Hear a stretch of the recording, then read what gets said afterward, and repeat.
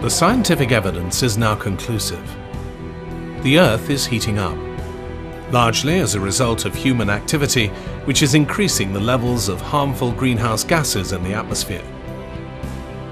If we don't act soon, we could be at risk of exposure to dangerous levels of warming, which would have a catastrophic impact on human welfare and the environment, leading to flooding, extreme weather events, reduction of crop yields, and the extinction of large numbers of animal species. A new report by the Committee on Climate Change recommends the government adopts an ambitious target to reduce emissions of all greenhouse gases in the UK by at least 80% in 2050. The CCC has also set the levels for the world's first 3 legally binding carbon budgets for 2008 to 2022. They advise the government to commit unilaterally to reducing emissions of all GHGs in the UK by at least 34% in 2020 relative to 1990 levels, 21% relative to today. This should be increased to 42% relative to 1990, 31% relative to today, once a global deal has been achieved. These targets have been designed as a fair UK contribution to global action, which is aimed at keeping global temperature rises at around 2 degrees and reducing the chance of a 4 degrees increase in temperature to very low levels. To meet these targets, we need to start reducing the amount of greenhouse gases that we produce in our homes, within industry, in agriculture, transport, and in the way in which electricity is generated.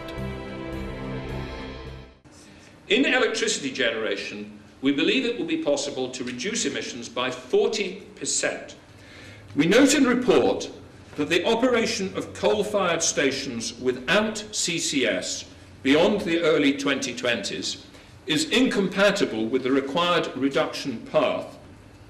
In the residential housing sector, there are major opportunities to achieve energy efficiency improvements via better insulation and better appliances. The government welcomed the CCC's report, saying, first of all, is that this report does present a radical vision of decarbonisation, and that is something that I wholeheartedly endorse. And I want to thank all of the people who have made this impressive vision. We are under no illusions that the advent of carbon budgets means a big culture change across government, and we are determined to take up the challenge posed by this report. I think Adair and his committee have provided a really important and useful route map for the future. We intend to use it and chart a course that can meet the tough ambitions that we have set ourselves. The challenge now is for government to design policies that will help businesses and individuals to use energy more efficiently and reduce their impact on the environment. There's 3 really important things that individuals can do. The first is easy and doesn't cost us anything, and that's to not waste energy, to make sure we don't leave lights on, to not leave appliances on standby, to be aware of how much energy we're using. Every individual, everyone can play a part. They can play a part in leading lifestyles in which they're conscious of the carbon they're using. That's a good place to start.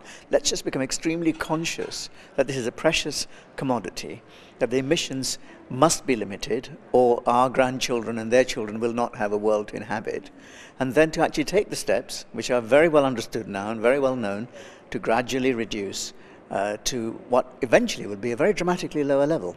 We've spent the last 50 years or so relying heavily on fossil fuels in the way in which we have gone about everything we have done. The next 50 years requires us to change that, and that is going to require a huge amount of investment in new technologies, in the infrastructure we have, and so on. I think it's hugely important that the UK has taken this step because it's a landmark example to what other countries can do. And at the moment, with the negotiations being slow, if not stalled, it's going to take a landmark example so that there is a global deal within the next year. And I think that's the importance of the Climate Change Committee's work. The good news is that becoming more energy efficient also makes economic sense and can save consumers and businesses money. Meeting an 80% reduction can be achieved at manageable cost to our economy. We believe that reductions of that magnitude are achievable at a cost in 2020 which will not exceed 1% of GDP. Indeed, our precise estimated figures suggest a range of 0.3% to 0.8% of GDP. And that is based on a detailed assessment of opportunities across each sector of the economy. The race is on, and the challenge now is for government to put the right policies in place to make these emission cuts a reality.